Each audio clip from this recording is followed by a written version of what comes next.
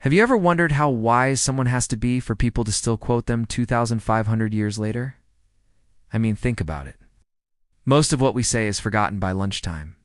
But this guy, his ideas are still shaping entire countries. We'll meet Confucius, the ancient philosopher who somehow became the world's most respected teacher and the unofficial king of inspirational quotes. But who was he really?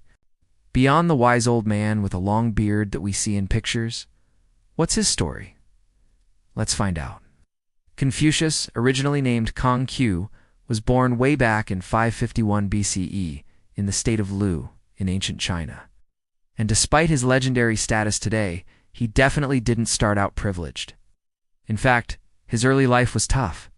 He grew up poor, raised by a single mother, and had to work a bunch of odd jobs just to get by. We're talking taking care of animals, keeping accounts, simple manual labor. Not exactly the glamorous childhood you'd expect from a future historical icon.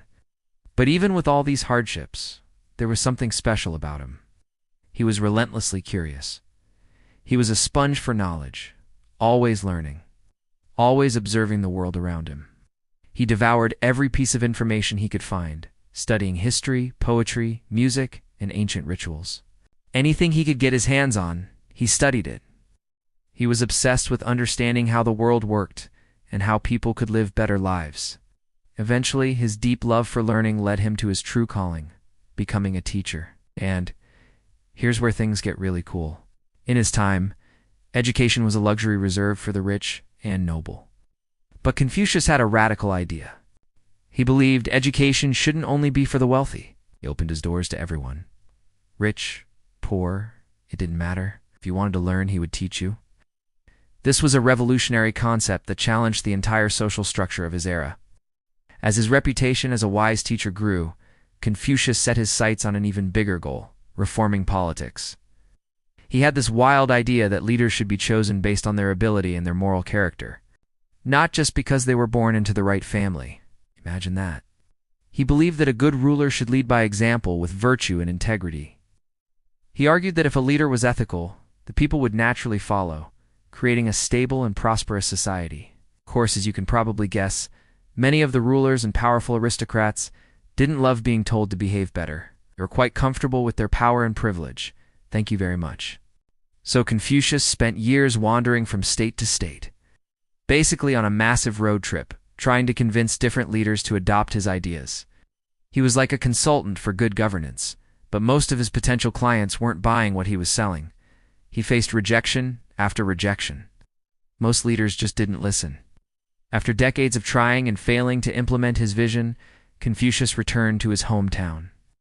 He died in 479 BCE, feeling like he had failed. He believed his life's work had amounted to nothing. If only he knew what was coming next. Because after his death, his dedicated students who had followed him for years weren't about to let his teachings fade away. They gathered his sayings, his lessons, his dialogues, and compiled them into a book called the Analects. And from that point forward, the ideas of the man who died thinking he was a failure started to spread like wildfire. Confucius became one of the most influential thinkers in all of human history.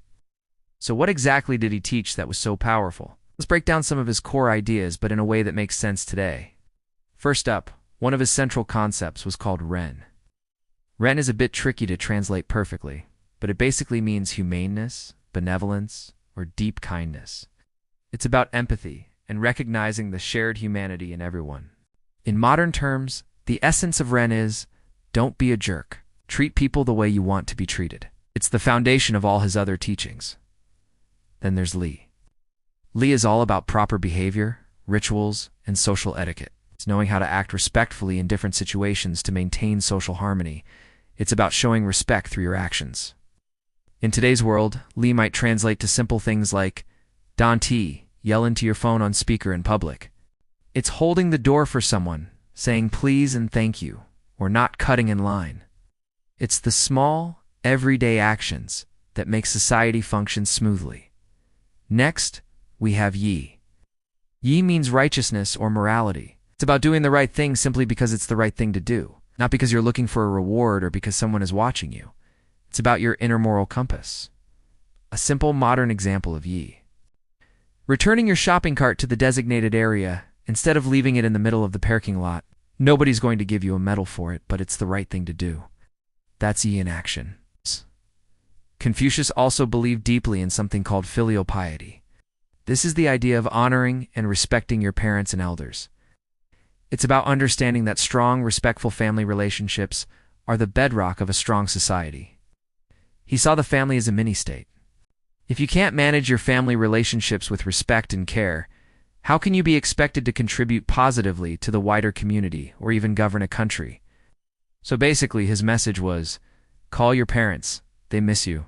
And finally, all of these ideas lead to the ultimate goal, becoming a Junzi.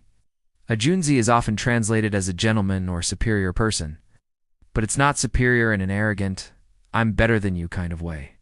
It's superior in the sense of being a morally upright, disciplined, humble, honest, and lifelong learner. A Junzi is someone who is constantly working on themselves, trying to be a little bit better, a little bit wiser every single day. It's a journey of self-improvement that never ends. So why does a 2,500-year-old philosopher still matter so much in our crazy modern world? Because his teachings weren't about abstract, complicated theories you need a PhD to understand. They were practical guides to being a good human being. They were about building communities based on mutual respect. It's about choosing leaders who are ethical and competent, not just powerful. About the importance of learning, growing, and treating people well. These ideas fundamentally shaped the cultures of China, Korea, Japan, and Vietnam. They influenced the thinking and daily lives of billions of people over centuries, creating a framework for ethics, education, and government that has endured for millennia. He might have died thinking he failed in his own lifetime, but in the long run, he ended up shaping entire civilizations. So that's Confucius, the poor kid who became the most famous teacher in history, the rejected political reformer who transformed political philosophy forever, and the man whose simple, timeless ideas, kindness, respect, learning, and doing the right thing, still hold up today. They are just as relevant now as they were 2,500 years ago. And as Confucius probably didn't say, but maybe would have, wisdom lasts a long time, but hitting that like and subscribe button lasts even longer. Thanks for watching.